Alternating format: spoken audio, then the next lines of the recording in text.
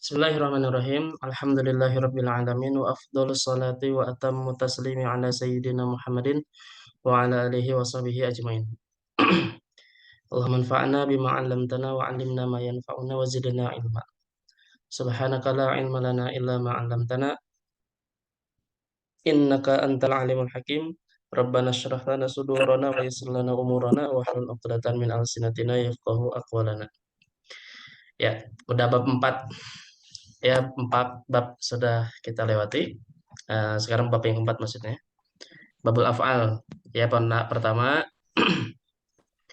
penulis menjelaskan eh, pembagian fiil, ada fiil madi, mudhari dan amar. Lalu memberikan contoh doroba, yadribu, wadrib.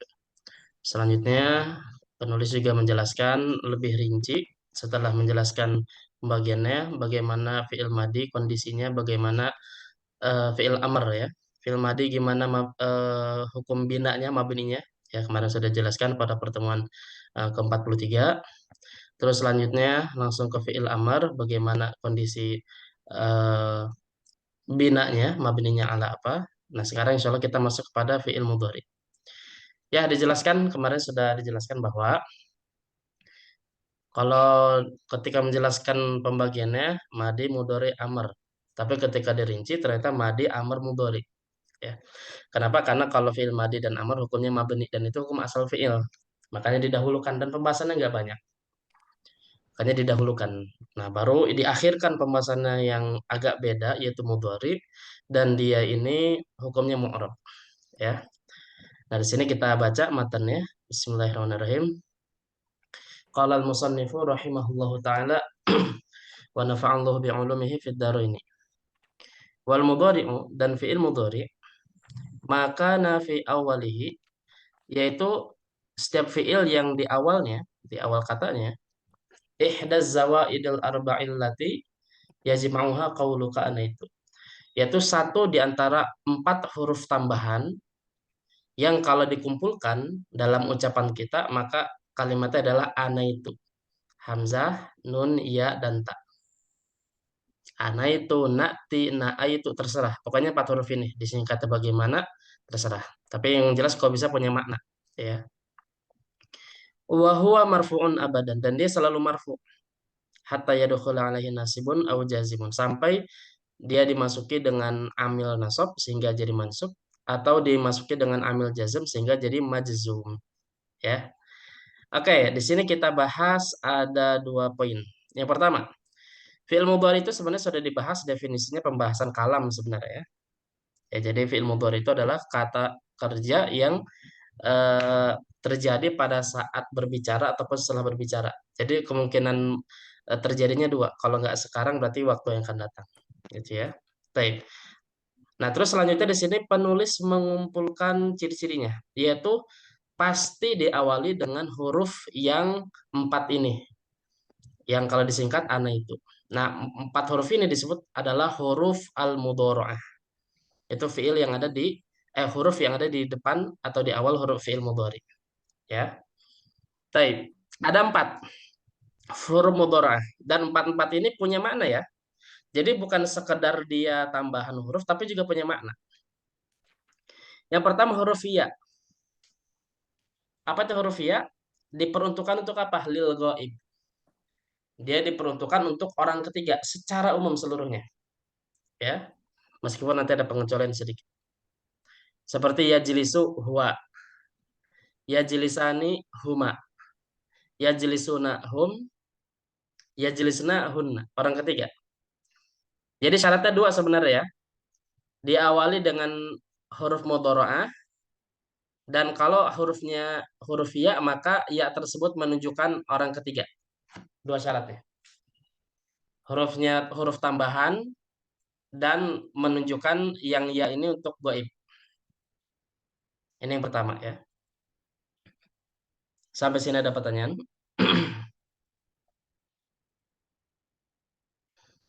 Insya Allah jelas ya? Jelas, Ustaz. Jelas ya, oke.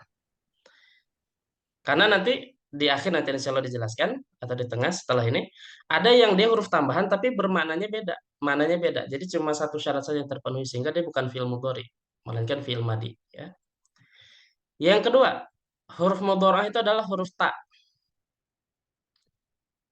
Fungsinya atau peruntukannya apa? Dua dia. Pertama lil mukhatab untuk orang kedua. Orang kedua itu orang yang diajak bicara. Anta, antuma, antum, anti, antuma, antunna. Semuanya pakai ta. Tajlisu, tajlisani, tajlisuna, tajlisina, tajlisna. Ya. Atau bisa juga dia untuk yang goibah. Apa itu goibah? Orang ketiga tapi versi mu'annas nih. Yaitu domir hiya dan humanya. Tajlisu dan tajlisani.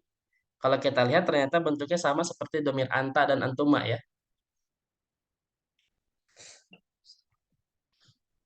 Gitu ya. Jadi lil mukhatab untuk orang kedua secara umum seluruhnya atau goibah untuk yang orang ketiga tapi yang versi muannas. Dia perempuan atau dia perempuan berdua. Yang kalau kita lihat ternyata masih sama dengan bentuk anta dan antuma. Ini yang kedua. Sampai sini ada pertanyaan?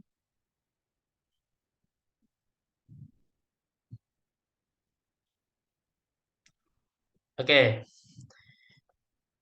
Yang ketiga adalah hamzah lil mutakallimi mudzakkaran aw muannasan. Yang ketiga adalah hamzah yang ini dikhususkan untuk mutakalim. Mutakalim itu orang pertama, orang yang berbicara dan tunggal. Baik yang muzakkar maupun yang muannas, seperti ajlisu. Jadi hurufnya tambahan dan maknanya adalah lil mutakallim.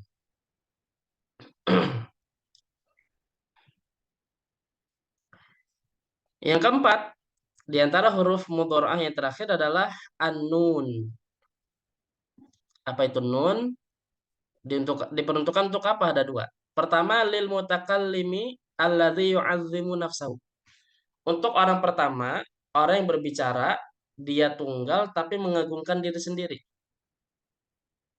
Ini kan domirnya nahnu sebenarnya ya. Tapi kadang dia makna itu adalah sebenarnya yang berbicara sendiri, tapi dia mengagungkan dirinya sendiri.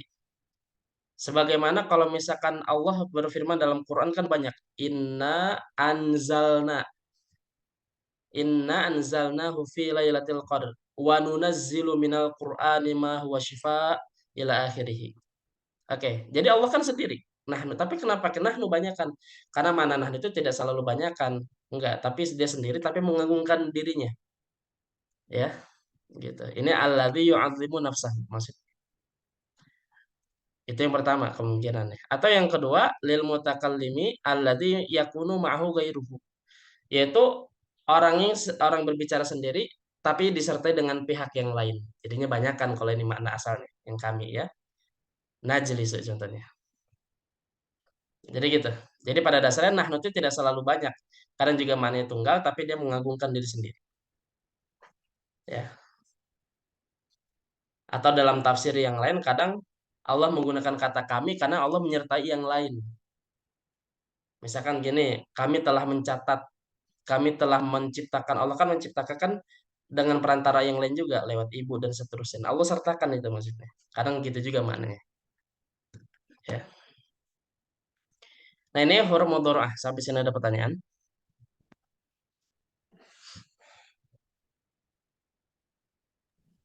Kadang yang bingung tuh membedakan antara dia mudoroah atau wazannya pakai huruf-huruf yang mudoroah ya Ustadz. Nah ini. Makanya syaratnya kan dua ya.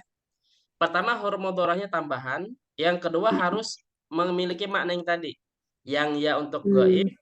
yang ta untuk mukhatab, hamzah lil mutakallim wahdahu atau mutakallim muzakkaran atau muannasan. Yang nunnya lil mutakallim yu'adzibu nafsahu atau mutakallim ma'ahu atau apa ma'al ghair ya. Nah, ketika ternyata ada fiil, misalkan contoh, depannya hamzah, misalkan aslama. Nah, apakah ini fiil mudhari? Bukan. Meskipun depannya hamzah dan dia zaidah, tapi syarat yang kedua tidak terpenuhi apa? Hamzanya tidak menunjukkan lil mutakallim, maka bukan fiil mudhari tapi fiil madi. Ya. Hmm. Jadi gitu. harus hafal itunya ya Ustaz, makna-makna mudoroahnya tadi ya. Betul. Ternyata aslan tuh oh ini nggak makna hamzah. Jadi zaidah benar, tapi bukan apa namanya bukan bermakna anak gitu bukan Iya, ya. bukan mutakalim. Betul. Atau ternyata misalkan eh depannya huruf ta misalkan seperti tafakkaro. Oh, ini depannya huruf ta nih dan dia zaidah. Apakah fi'il mudhari? Tidak. Kenapa? Karena tak di sini tidak bermakna lil mukhatab gitu Hmm. ya. Iya, Atau ternyata huruf bukan huruf zaidah, huruf asli misalkan yang depannya hamzah seperti misalkan amaro jelas. Karena hurufnya asli bukan zaidah. Atau misalkan depannya huruf ya, ya Isa misalkan. Nah, ini juga fi'il madi karena ya ya-nya itu. huruf asli Iya, ya, ya Isa. Terus yang depannya huruf ta misalkan tafala. Nah, ini depannya huruf ta tapi bukan huruf asli ya. Atau depannya nun, nakola. Nah, ini juga fi'il madi. Karena nunnya bukan huruf zaidah tapi huruf huruf asli. asli. Iya, Jadi harus dua syaratnya, huruf zaidah dan punya makna khusus yang sudah disebutkan tadi. Ya. iya. Nah, ini fi'il mudhari. Sampai sini ada pertanyaan? Iya. Syukron Ustaz. Apa nih, Bu? Oke, ini poin pertama terkait fi'il mudhari.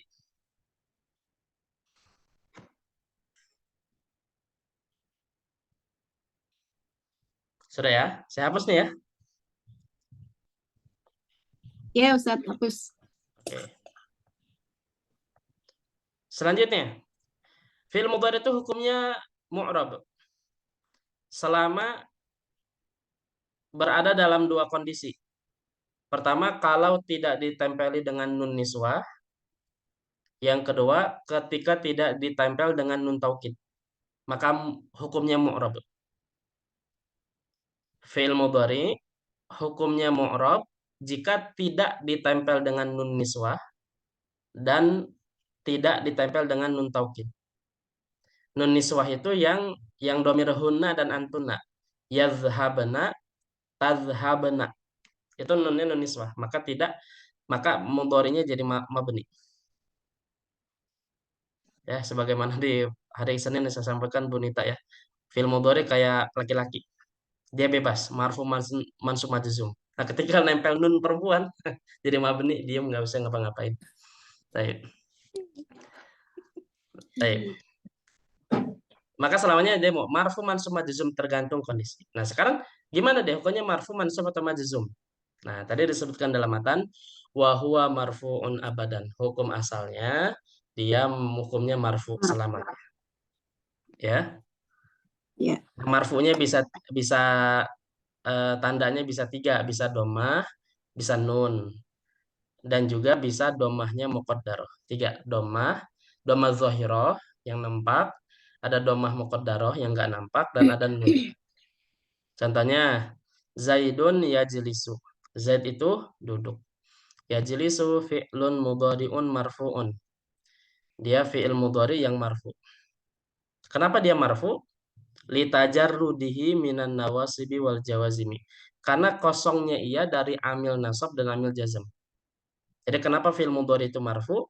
Tadi sebagaimana di matan, wa huwa marfu'un abadan, dia selalu marfu hatta yadkhula alaihi nasibun au jazibun.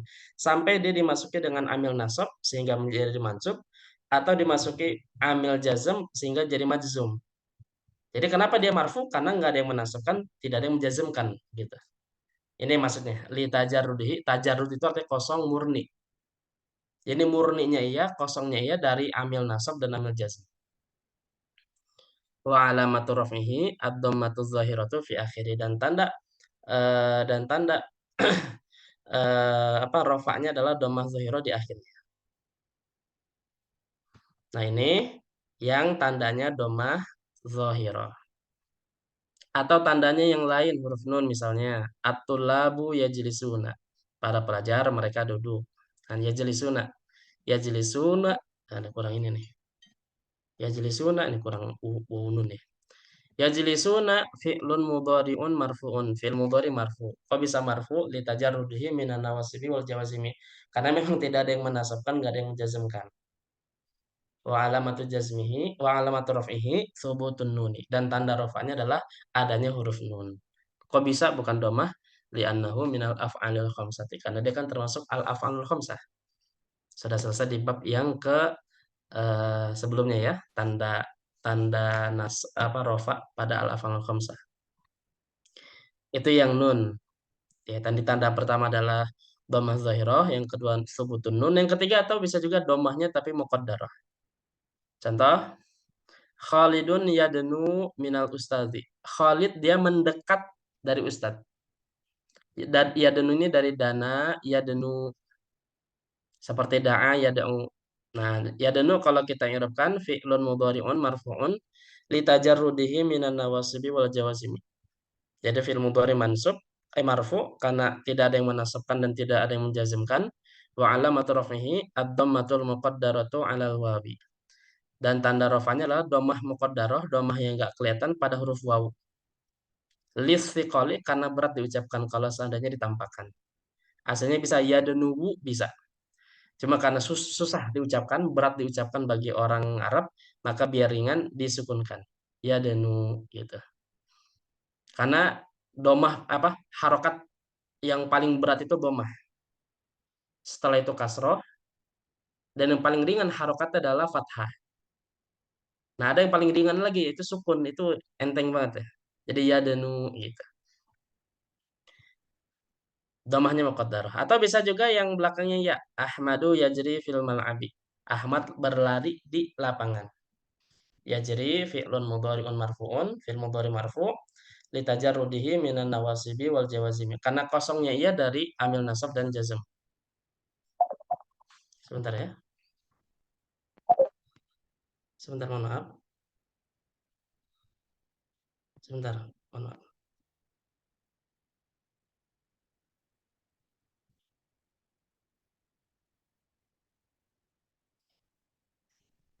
Baik. Terus terakhir misalkan al haditsu tadi yajri ya. Wa alamatu rafi'i ad-dhammatul muqaddaratu 'alal ya'i. Dia tanda rafanya dhammah yang enggak kelihatan muqaddarah pada huruf ya karena berat diucapkan. Bisa juga yajriyu tapi karena berat maka disukunkan.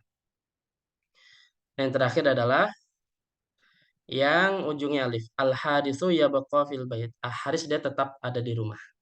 Dari kata baqiya yabqa. Yabqa fi'lun mudhari'un marfu'un litajarrudihi minan nawasibi wal jawazim wa 'alamatu rafihi ad-dhammatul muqaddaratu 'alal alifi lita'adzur. Nah, kalau ini nggak nampak dhammah pada huruf alif alasannya karena ta'adzur karena memang mustahil. Nggak mungkin nampak ya.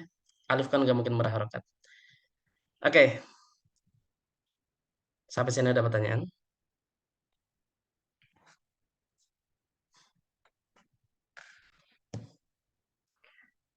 Kalau tidak ada sedikit pertanyaan, lalu muncul pertanyaan. Terus ini kan marfu kalau kecuali kalau masuk amil nasab dan juga amil jazm. Ketika masuk amil nasab maka menjadi mansub, ketika masuk amil jazm maka menjadi majzum. Lalu apa yang bisa menasabkan fi'il mudhari dan apa yang bisa menjazmkan fi'il mudhari? Nah, nanti bab setelah ini akan dibahas. Yang pertama adalah an-nawasibu. Yang menasabkan fi'il mudhari ada berapa? Ada 10. Nanti insyaallah dibahas pada materi selanjutnya. Oke, kalau nggak ada ini saja mungkin yang bisa kita bahas terkait dengan fi'il mudhari. Selanjutnya kan kita bahas amil nasab dan amil jazm. Wallahu a'lamu bishawab.